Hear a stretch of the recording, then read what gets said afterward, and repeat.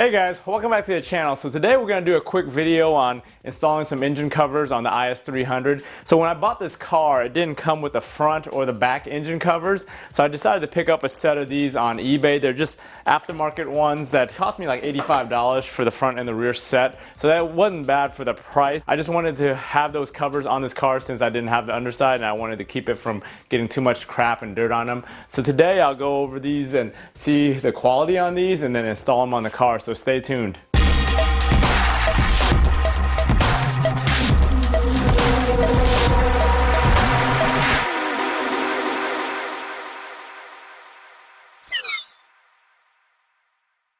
So taking a look at these, here's the part number for the front engine cover, and here's the one for the back engine cover. And I'll have links to these down in the description of the places I bought them from. So these were made by Binh-Tuner. They're made in Taiwan, which is better than made in China. I think a lot of the aftermarket parts are made in Taiwan, the better quality ones. The first thing you'll notice on these is they're a bit shiny, which is something I've noticed with these plastics that you buy aftermarket. They're much shinier than the OEM ones, but you know, for what they are and where they're at, you'll never notice them. Thickness of these is pretty good. They seem just as thick as some OEM ones that I've dealt with before. I've seen cheaper models where there's a lot flimsier and thinner, but these are pretty thick and robust as far as that goes. And then, you know, all the molding marks and all for the strength is there. As far as the bolts go, luckily on my car I've got enough of the bolts still in place where I can reuse them. Not the bolts, but the anchors and all that. And then the bolts I'll just grab out of my bolt box.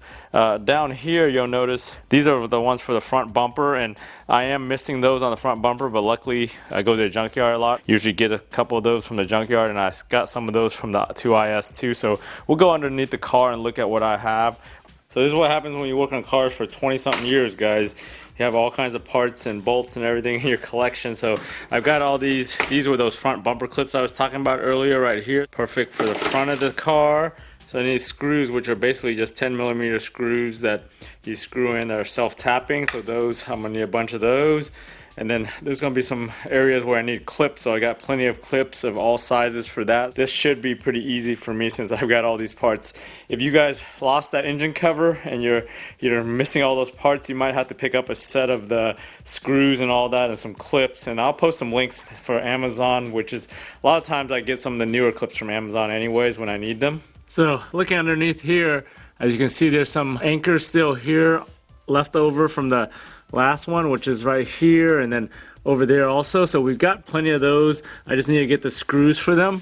And then as we go to the front here, you'll notice my bumper. So I'm missing those anchors that I was talking about earlier. So I've got those right there.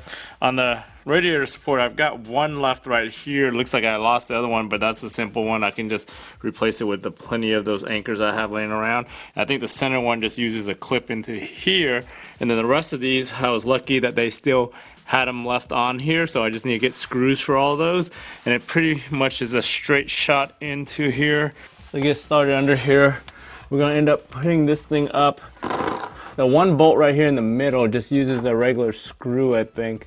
I'll test that out because of the little hole here. Yeah, that looks like it fits there, and then these ones on the outside, they look like they use the same screws, but I might need a washer to keep those up. So we'll go ahead and screw this one in the middle and then get the rest of these screwed in also.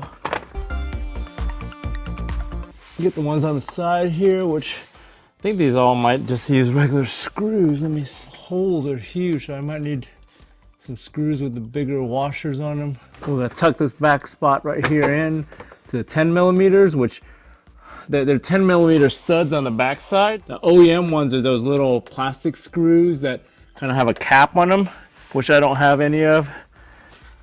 All right, I was able to find some screws and some other top screws with washers. So we got these. So go ahead and screw these in right here. So one side of these has got the adjustment screw hole and the other one's got a solid hole. So I've got that in there. Some washers and some nuts for the 10mm back here, which I'm going to use just regular 10mm. those are in there. Get two back here. So I think those share, this hole shares the hole with the front cover anyway, so I'm gonna have to use that. But I think we're pretty tight and solid back here. Got all my screws right here. I'm gonna get the cover, line this baby up. First thing I need to put in is that one insert that's missing over here. So hopefully that holds. Just a little square that goes inside there. Tuck this through. Yeah, unbolt some of the ones I'm using right now to hold on.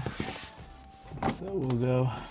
You gotta kind of get to the front here, get this tucked in correctly. And then once you get this tucked in correctly, the back ones kind of line up better, because right now, without me tucking the front in, I can't do the back. So I'll go ahead and do that right now. Just unbolt some of these and get the front all settled first.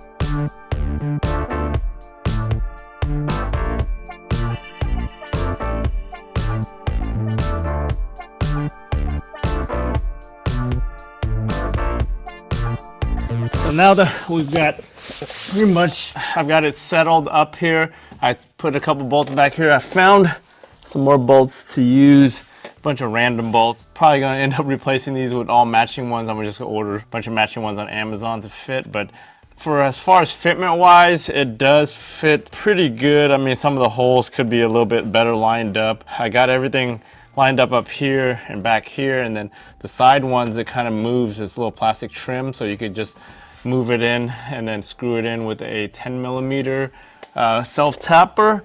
So I'm just gonna go ahead and do that now, just to get these bolted down and secured over here.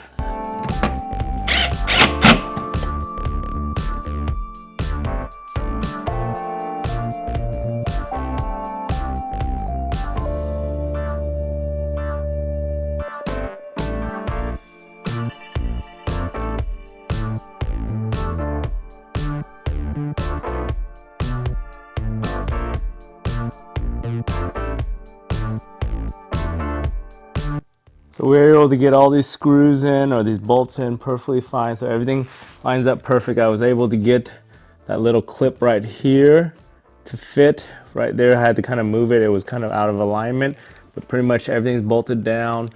Got all the screws in all around the thing, and it's pretty solid now. It's not going anywhere.